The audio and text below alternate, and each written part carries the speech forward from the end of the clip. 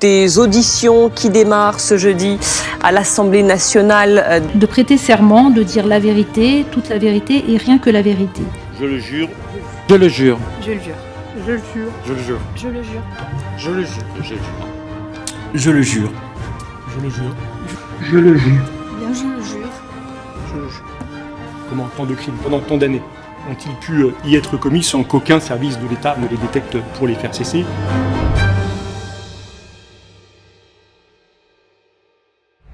Et bien voilà, vous reconnaissez la salle, c'est la salle de la Commission des affaires culturelles et de l'éducation. Nous sommes à l'Assemblée nationale et c'est ici que l'essentiel, la grande majorité des auditions de notre commission d'enquête se sont déroulées. Ces auditions si importantes, si centrales dans notre travail. Nous avons reçu plus de 140 personnes dans le cadre d'une quarantaine de rendez-vous. Ce sont des dizaines et des dizaines et des dizaines d'heures d'échanges avec des acteurs très divers. Et ces auditions, elles se tiennent ici à l'Assemblée dans un contexte très particulier, très solennel, qui est rappelé par l'ordonnance de novembre 1958, par son article 6. Ces auditions, quiconque y est convoqué se doit d'y déférer. C'est réprimé par la loi que de ne pas se présenter à la convocation d'une commission d'enquête parlementaire. C'est le pouvoir de la présidence de la commission que de pouvoir convoquer un certain nombre de personnes. En l'occurrence, c'est Fathia Kelawachi, la présidente députée socialiste de Seine-Saint-Denis de la commission, qui a ce pouvoir de convocation. Et ces auditions, elles se tiennent sous serment. J'insiste sur cette dimension qui est très particulière, qui marque un caractère très solennel, mais qui surtout est un levier dans la manifestation de la vérité, car quiconque s'exprime devant nous, quiconque mentirait, se parjurerait après avoir prononcé son serment, eh bien, s'exposerait à des poursuites pénales qui sont rappelées dans cet article 6 de l'ordonnance de novembre 1958 qui organise les commissions d'enquête parlementaire. Alors, plus d'une quarantaine de rendez-vous, plus de 140 personnes auditionnées. Comment est-ce que nous avons organisé ce déroulé des auditions ?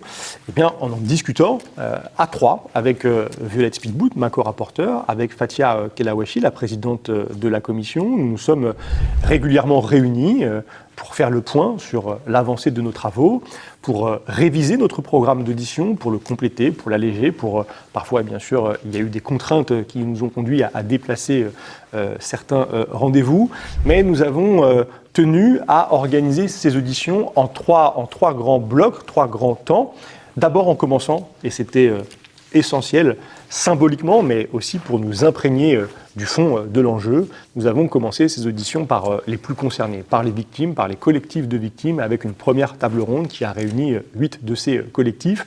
Première table ronde suivie d'échanges avec des associations de victimes, avec des acteurs qui avaient déjà travaillé sur la question des violences sexuelles dans l'Église, par exemple. Je pense à M. Sauvé qui avait produit le rapport de la SIAZ.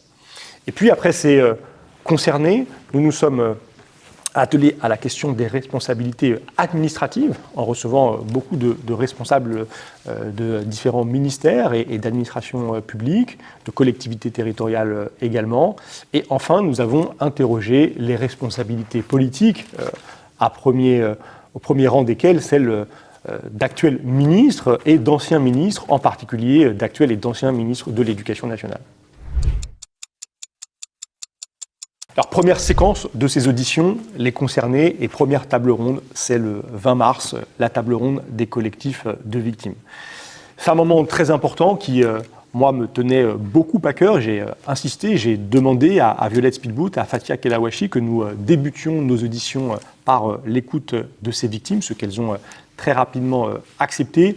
Et cette audition marque une forme de bascule, d'abord parce que c'est la première, mais aussi parce qu'elle montre que nous sommes passés au fond, à un autre stade dans la société, avec des collectifs de victimes qui sont en train de se constituer. Certains de ceux que nous allons recevoir le 20 mars se sont constitués presque dans les heures qui précèdent cette audition pour pouvoir être là, être présent à l'Assemblée nationale.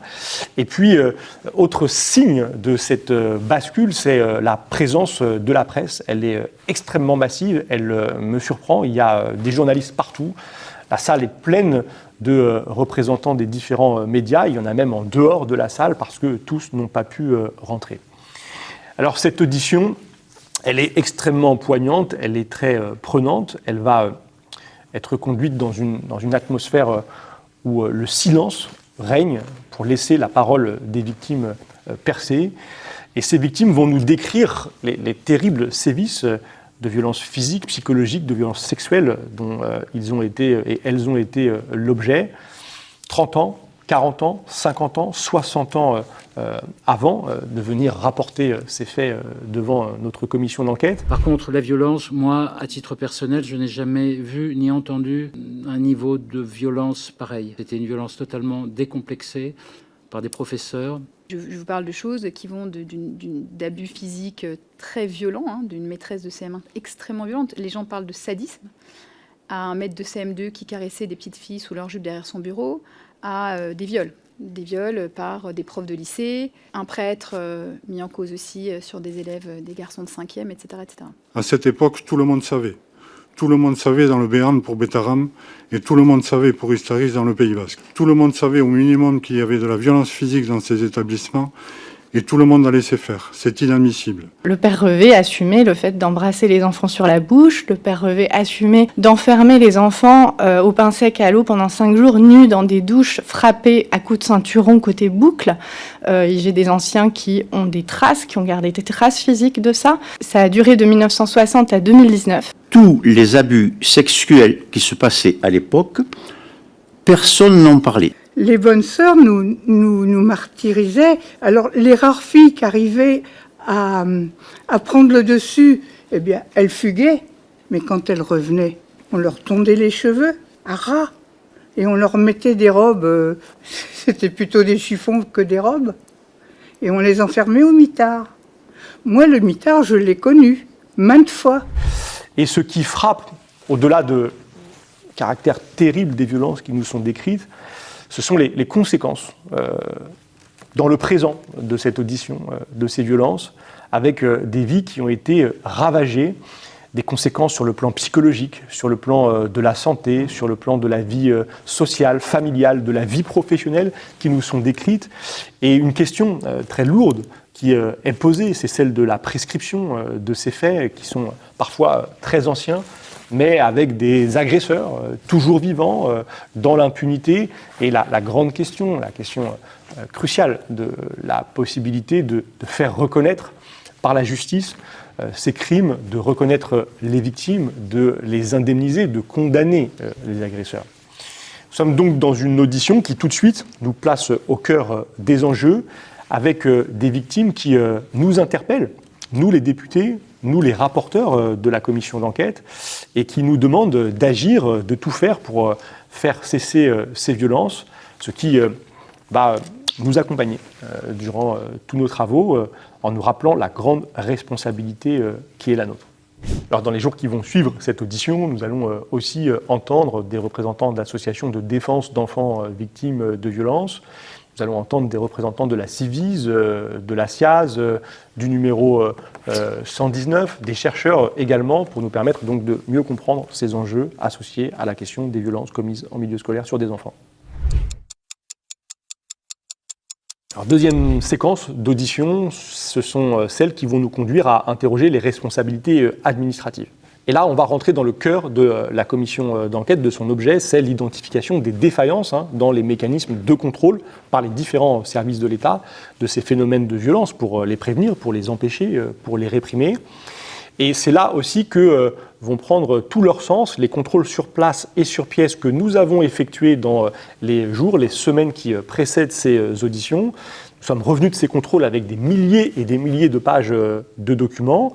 Ces documents, ils ont été traités par moi, par Violette Spielbout, et aussi, je veux le dire, par nos équipes, par nos cabinets respectifs, par les membres de mon cabinet, par Mohamed, par Clémence, par Samuel notamment, et puis par les deux administrateurs de l'Assemblée nationale qui nous accompagnent dans nos travaux.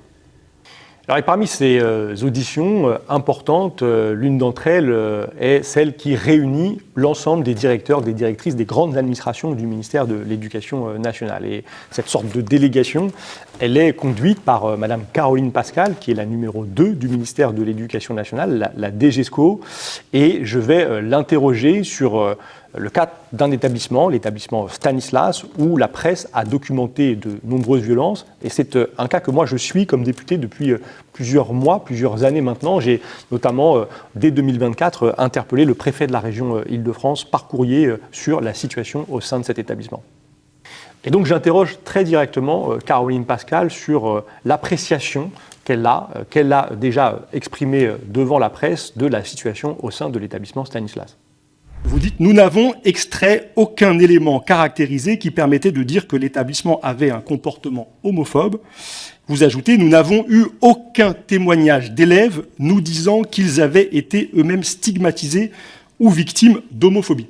Est-ce que vous nous confirmez aujourd'hui ces déclarations donc tenues devant le magazine Complément d'enquête en octobre 2024 ?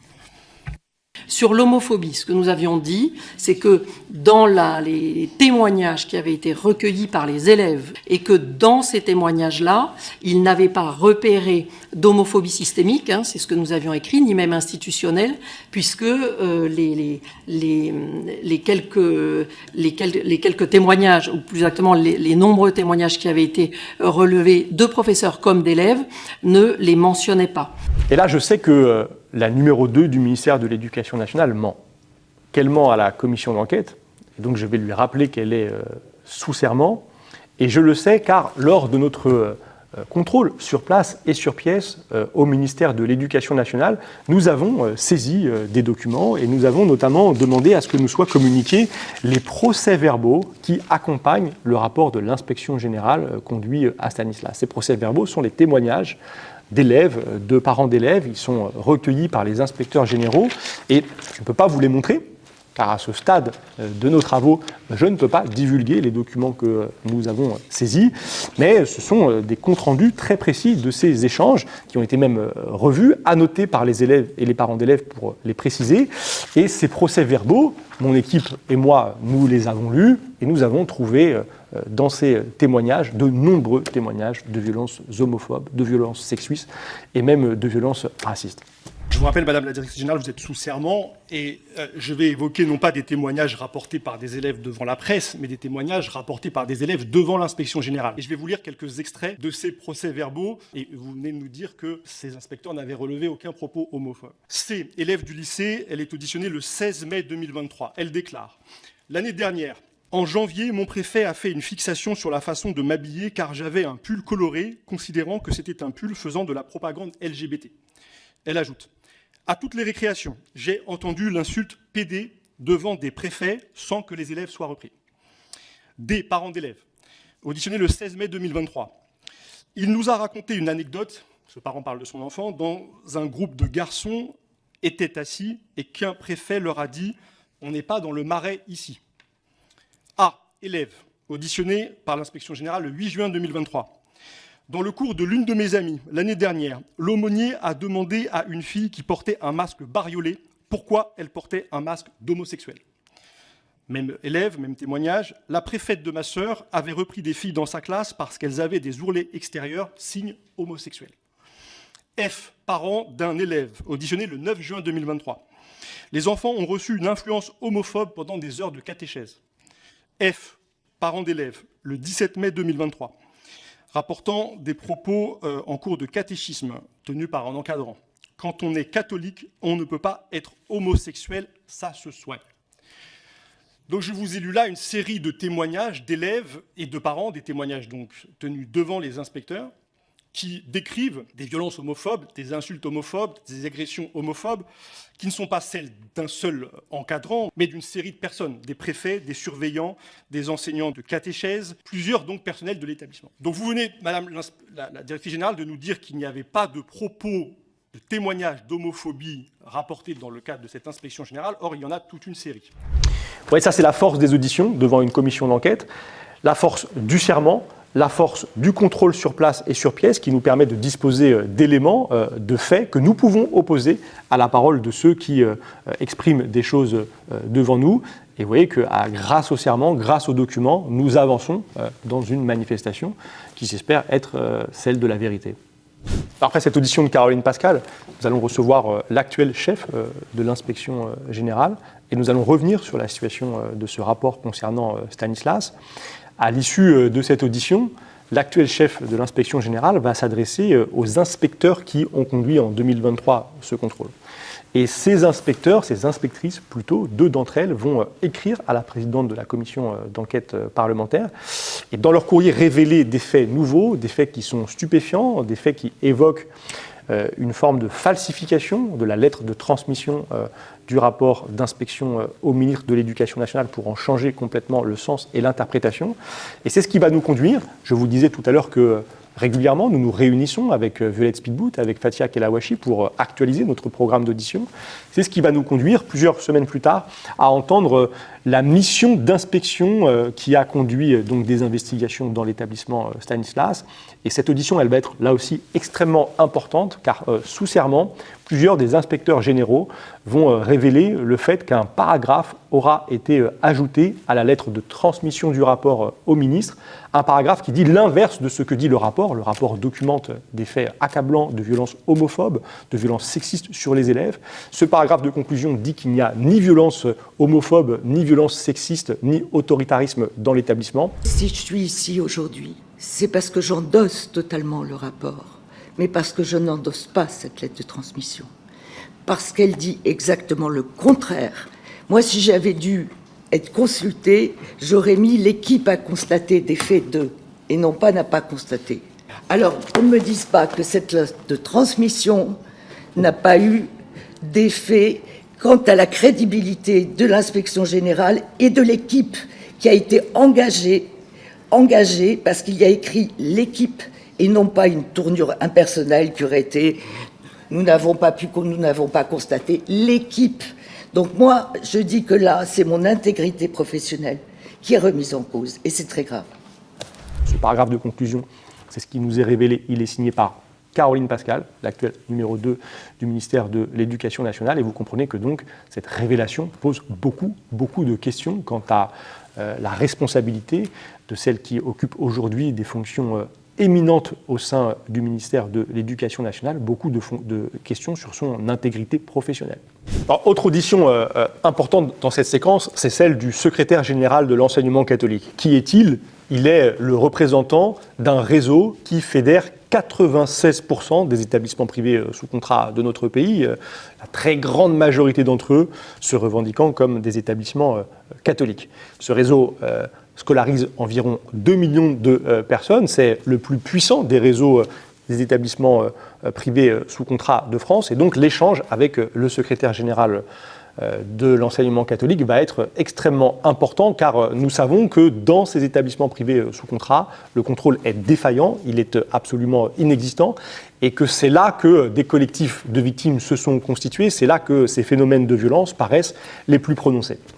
Alors cette audition, je la débute en ayant à l'esprit, en ma possession, un courrier que nous avons saisi quelques semaines plus tôt au ministère de l'Éducation nationale, un courrier très récent qui date du mois de novembre 2024, qui est signé par M. Delorme, le secrétaire général à l'enseignement catholique, qui est là devant moi. Et dans ce courrier qui n'a jamais été rendu public, il y a une opposition très vive, très forte du SGEC au contrôle des établissements qui relèvent de son autorité. Dans ce courrier, le SGEC va jusqu'à qualifier de manuel de l'inquisiteur le guide de contrôle des établissements privés sous contrat dont vont disposer les inspecteurs de l'Éducation nationale. Et dans ce courrier, le SGEC demande la suppression de plusieurs fiches de ce guide, d'un quart de ces fiches, et notamment de toutes les fiches qui portent sur le contrôle de la vie scolaire des internats, alors même que nous savons que c'est dans les internats en particulier que les élèves sont les plus vulnérables aux violences sexuelles. ce courrier, au fond, vous échangez avec la DAF à propos du guide du contrôle des établissements privés sous contrat qui est en cours d'élaboration à l'époque. Et la DAF vous a transmis une version de travail de ce guide. Et vous qualifiez ce guide dans ce courrier, je vous cite Monsieur Delorme, de manuel de l'inquisiteur. Et vous considérez que ce guide participe, je vous cite encore, d'un système de délation. Monsieur le secrétaire général, est-ce que vous considérez que les inspecteurs de l'éducation nationale sont des inquisiteurs? Et est-ce que vous considérez que le contrôle par les services de l'État participe d'un système de délation? Cet état d'esprit qui figurait dans ces fiches, qui donnait vraiment l'impression que c'était la prime, effectivement, à une forme de délation et à une forme de contrôle à charge a priori. Or, je trouve que cette démarche-là n'est pas juste et n'est pas bonne. Est-ce que les inspecteurs de l'éducation nationale, qui maintenant vont se servir de ce guide pour venir inspecter les établissements privés sous contrat, sont des inquisiteurs, Monsieur Delorme? Non, ils ne sont pas des inquisiteurs, Monsieur le rapporteur. Très bien, c'est pourtant ce que vous avez écrit dans ce courrier. Alors, dans ce même courrier, vous indiquez que tout contrôle d'un établissement privé sous contrat doit reposer, je vous cite, sur une programmation régulière, paisible et cohérente. Et vous précisez que cette programmation régulière, paisible et cohérente doit être fondée sur une, je vous cite encore, concertation avec les directions diocésaines et les chefs d'établissement. Est-ce que cette conception du contrôle doit nous conduire à penser que vous êtes opposé à toute forme de contrôle inopiné? Est-ce que vous vous rendez compte qu'aujourd'hui, un établissement pourrait avoir la même année une évaluation, un contrôle DGFiP, un contrôle administratif, une visite de tutelle, un contrôle URSSAF et être consulté dans un cadre d'un travail de la Cour des comptes? Alors je veux rassurer nos collègues, le contrôle financier il est opéré actuellement au rythme d'une fois tous les 1500 ans. Et le contrôle administratif dans l'Académie de Nantes, par exemple, qui est une académie qui compte 50% d'établissements privés sous contrat, ces 6 dernières années, il y en a eu 1 sur 1139 établissements. Donc on ne peut pas dire que le risque de voir ces contrôles se cumuler sur une année soit particulièrement important. Vous voyez, là encore, grâce aux documents que nous avons saisis, l'audition prend un tour très différent de ce qu'elle aurait pu donner à voir si nous ne disposions pas de ces éléments, car il peut y avoir un décalage entre un discours public et la réalité des actes. Ces éléments, ajoutés là encore au contexte du serment, ils nous permettent d'obtenir, alors même que nos travaux sont loin d'être achevés au moment de cette audition, déjà des engagements qui vont dans le sens que nous recherchons, puisque le secrétaire général à l'enseignement catholique, devant nous, prend 2 engagements très, très forts. Il faudra maintenant vérifier qu'ils soient suivis des faits. Le premier, c'est de garantir que l'enseignement à la vie affective, relationnelle et sexuelle soit complètement dispensé dans les établissements privés sous contrat catholiques qui jusqu'ici se refusaient à l'enseigner véritablement. Et cet enseignement en matière de prévention des violences, notamment des violences sexuelles, il est indispensable. Et deuxième engagement très très fort qui marque vraiment une bascule, une rupture, celui de permettre le contrôle par les services de l'État de la vie scolaire qui jusqu'ici, au nom d'une interprétation de ce qu'on appelle le caractère propre, était souvent ce contrôle contesté par les établissements privés sous contrat catholiques. Alors, nous avons aussi auditionné des représentants des organisations syndicales, enseignantes, de personnel de direction, d'inspection, du public, du privé. Nous avons reçu de très nombreux recteurs. Nous avons entendu des représentants des départements de France, le président du conseil régional des Hauts-de-France, M. Xavier Bertrand, et puis des représentants aussi du ministère de la Justice pour comprendre comment des signalements pouvaient ne pas être traités, pouvaient-ils se perdre, pouvaient-ils ne pas être transmis d'une administration à une autre, des signalements de faits de violence, pour bien sûr corriger ces défaillances, apporter des solutions. Troisième séquence de nos auditions, la dernière, celle qui vise à interroger les responsabilités politiques, les responsabilités actuelles et passées de toutes celles et tous ceux qui se sont succédés à la tête de différents ministères et principalement à la tête du ministère de l'Éducation nationale et qui avaient donc la charge d'assurer la sécurité de tous nos enfants dans tous les établissements scolaires du pays. Alors mes auditions, je les prépare comme ça, j'ai une pochette, là c'est l'audition de Nicole Belloubet, puis à l'intérieur mon équipe elle me fait des sous-pochettes avec, par exemple j'ai le guide du contrôle, les dîners du SGEC, j'ai une série à chaque fois dans chacune de ces pochettes de documents, qui sont les documents que nous avons saisis lors de nos contrôles. Et puis moi, j'ai le questionnaire qui est préparé par les administrateurs de l'Assemblée, Et à côté de ce questionnaire, j'ai mes questions à moi, que j'écris sur des petites fiches comme ça. C'est d'ailleurs principalement mes questions, celles que j'ai moi-même élaborées, que je pose lors des auditions, en essayant bien sûr d'organiser le cheminement du questionnement. Alors avec Nicole Belloubet, nous avons abordé plein de sujets, mais notamment la question des moyens qui sont consacrés au contrôle des établissements privés sous contrat en particulier, parce que Nicole Belloubet est peut-être la première ministre à faire le constat de cette inexistence totale du contrôle. Elle fait ce constat dans un contexte qui est particulier, qui suit la publication d'un rapport de la Cour des comptes en 2023, qui documente cette absence de contrôle.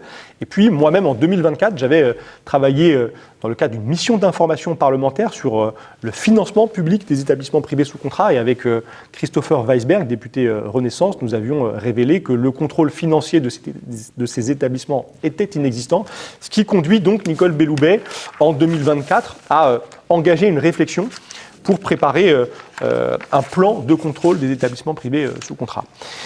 Et nous avons saisi beaucoup de documents, des notes que son cabinet lui adresse lorsqu'elle est ministre, des correspondances entre son cabinet et certaines des administrations du ministère de l'Éducation nationale, qui font apparaître des choses qui sont, je crois, très intéressantes, et nous allons interroger la ministre sur ces aspects, notamment la façon dont les représentants de l'enseignement catholique sont intégrés à l'élaboration du plan de contrôle des établissements. Et puis c'est aussi donc la question des moyens affectés à ce contrôle. Nous avons une note interne au ministère de l'Éducation nationale qui décrit plusieurs scénarios de recrutement d'inspecteurs supplémentaires pour atteindre des objectifs qui donc ne sont pas les mêmes en fonction des moyens qui seraient décidés. Et on constate que la ministre n'a pas suivi la recommandation poussée par son administration, la plus ambitieuse, celle qui permettait le plus rapidement d'aller au contrôle du plus grand nombre d'établissements scolaires. Et puis, je veux aussi revenir sur l'audition d'Elisabeth Borne, la dernière audition, celle de la ministre d'État, ministre de l'Éducation nationale. Elle est importante parce que, évidemment, elle est au cœur des responsabilités aujourd'hui, et que cette audition va nous permettre aussi de revenir sur beaucoup de questions que nous avons abordées à l'occasion de ces près de 2 mois d'échanges avec un très grand nombre d'acteurs. Et c'est notamment la question du 2 poids 2 mesures dans certaines procédures de contrôle qui m'intéresse de discuter avec Elisabeth Borne. 2 poids 2 mesures parce que, vous le savez, le contrôle des établissements privés sous contrat relevant du réseau catholique est inexistant, alors que le contrôle des établissements privés sous contrat relevant du réseau musulman, lui, est permanent. Et non seulement il est permanent, 14 contrôles au lycée sous contrat musulman Averroès de Lille ces dernières années, mais en plus, ces contrôles ont conduit à des décisions inédites, historiques, à la rupture du contrat d'association du lycée Averroès de Lille, de la cité Al-Kindi dans le Rhône. Et je vais donc interroger la ministre de l'Éducation nationale sur ce 2 poids 2 mesures et lui demander pourquoi elle a fait appel de la décision du tribunal administratif de Lille qui a rétabli le contrat d'association du lycée Averroès. J'aimerais tout de même pointer ce qui m'apparaît comme un 2 poids 2 mesures. Il y a là une procédure très directe qui, sans la transmission de recommandations, conduit à la rupture du contrat d'association. C'est le cas du lycée Averroès de Lille. Je reviens à celui du collège Stanislas de Paris que nous venons d'évoquer, où il y a un rapport de l'inspection générale. Il y a 2 missions de suivi qui pointent que certaines des recommandations ne sont pas mises en œuvre. Je l'ai tout à l'heure détaillé. Vous nous dites qu'il faudra une 3e, le 28 mai, mission de contrôle pour donner encore une fois, au fond, sa chance à l'établissement de suivre les recommandations de l'inspection générale qui datent maintenant de 2023, donc d'il y a 2 ans. Comprenez-vous le sentiment qui est le mien de ce traitement différencié entre ces 2 établissements, l'un auquel on accorde à plusieurs occasions la possibilité de mettre en œuvre une série de recommandations, l'autre à qui on n'offre jamais cette option-là, puisqu'aucune recommandation ne lui est transmise, jusqu'à la rupture du contrat d'association. Sur les valeurs de la République, il y a un rapport de l'inspection générale qui dit que, de ce point de vue-là, l'établissement est remarquable, qu'il les applique pleinement. Mais je reviens à ma question, le sentiment d'un 2 poids 2 mesures qui me paraît, je vais au bout, au fond, renvoyer à l'appartenance de chacun de ces établissements privés sous contrat à 2 réseaux d'enseignement différents. Le collège Stanislas au réseau de l'enseignement catholique, le lycée Averroès au réseau des établissements musulmans, ces établissements-là étant criblés de contrôles. La cité scolaire Al-Kindi dans le Rhône, le lycée Averroès, 14 contrôles ces dernières années, criblés de contrôles quand on sait qu'ailleurs, et vous l'avez dit vous aussi, les contrôles étaient inexistants. Je pense que c'est très grave ce que vous faites, monsieur le rapporteur, de vouloir jeter une suspicion et de créer le doute chez nos concitoyens musulmans sur le fait qu'il y aurait un 2 poids 2 mesures à leur égard. Ces questionnements, ils sont très importants pour moi parce que je suis attaché au principe d'égalité de traitement de toutes et tous devant la loi. Et il y a là quelque chose qui questionne dans cette concentration des moyens du contrôle dans un très petit nombre d'établissements, les établissements musulmans, alors qu'on constate l'absence complète de contrôle dans l'écrasante majorité des établissements privés sous contrat, les établissements relevant du réseau catholique. Il y a cette question du 2 poids 2 mesures, de l'inégalité de traitement, et puis il y a des conséquences qui sont désastreuses de cette situation, parce que ces moyens de contrôle qui sont mobilisés toujours au même endroit, force est de constater qu'ils manquent ailleurs, et que cette absence de contrôle qui a prévalu pendant si longtemps dans un si grand nombre d'établissements a exposé pendant des décennies parfois des enfants aux pires violences d'agresseurs, de pédocriminels qui ont pu ravager des générations et des générations d'élèves sans jamais voir leurs actions être mises en cause. Alors ces auditions, au total, c'est 56 heures d'échange, c'est très dense, c'est extrêmement riche, c'est un travail considérable, ce sont des milliers et des milliers de pages de documents, je vous le disais, et donc des liasses. Chacune de ces liasses m'a permis de préparer l'une de ces auditions, et là, vous ne les avez pas toutes. Vous pouvez toutes les retrouver, car nous avons tenu, par souci de transparence, à les rendre accessibles à vous toutes, à vous tous. Elles sont disponibles sur ma chaîne YouTube. Elles étaient par ailleurs diffusées en direct sur le site de l'Assemblée nationale. Et puis ces auditions, bien sûr, elles ont connu un temps fort, un temps très fort, que je n'ai pas évoqué dans cet épisode. C'est l'audition de l'actuel Premier ministre, de celui qui était dans les années 1990 ministre de l'Éducation nationale, président du département des Pyrénées-Atlantiques, François Bayrou. Et cette audition importante, décisive, je vous en parle la semaine prochaine dans notre prochain épisode. Et nous entendrons notre Premier ministre qui a été ministre de l'Éducation nationale, M. Bayrou, le 14 mai à 17h. La convocation est envoyée, il sera bien là le 14 mai à 17h.